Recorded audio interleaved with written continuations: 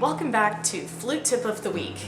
As you can tell, I am jubilant, at least, to have my voice back. Still not quite at its normal volume, to the happiness of most of my listeners, but it will do the job for now. Took a lot in me not to just sing Eminem's Guess Who's Back, because the classical flute trying to rap, not the best of ideas. Anyway, as you can tell, I'm no longer in the apartment I was in Montreal. I'm actually back at my family's summer house in Nova Scotia. And what's lovely is that I once again have another piece of my mother's work in my videos. She upholstered these couches and they're now funky fresh. Anyway, it is time to get right into it. Focus on the release of the fingers being relaxed rather than the impact being precise. The reason why I say this is because a lot of the time you will see people playing and there will be so much force that they are pushing against the key that their fingers will actually turn white. And any kind of stress or tension that we have in our playing should be within the music rather than in our bodies. People often forget that your fingers closing is a very natural thing.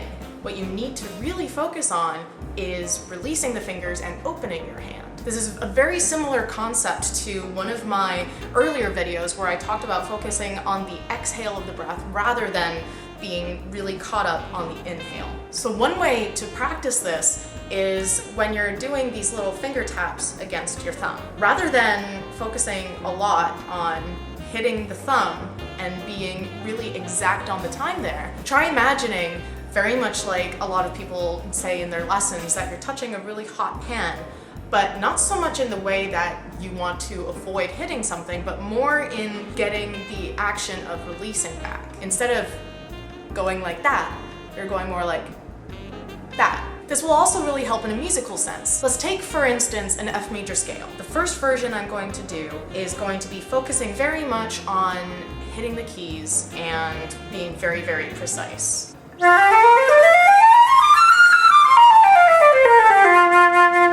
Okay, so there's one version. Now I'm going to practice it with the release.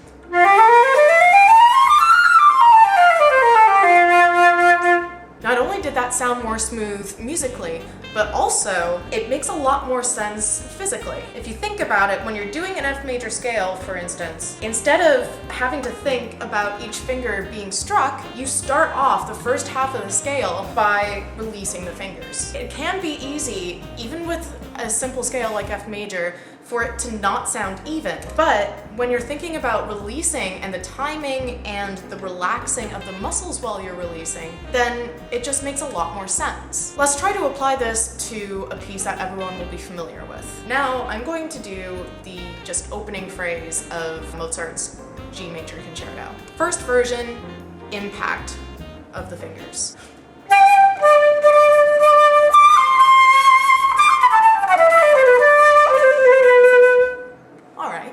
Now let's focus on the release of the fingers while playing this same phrase.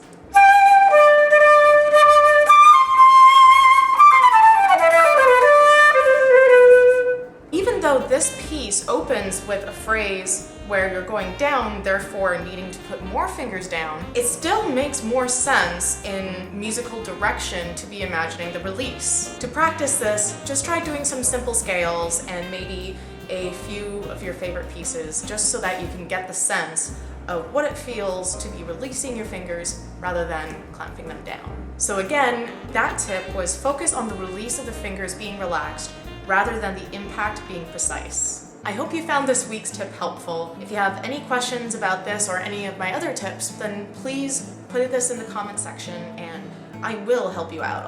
I'll do everything I can. And I'm going to enjoy this rainy weather and not worry about being too productive. So until next week, remember to flute happy and release the fingers.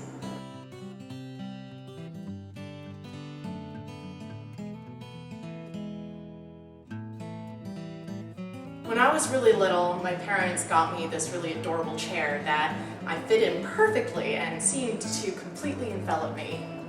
Well, I think I've outgrown this.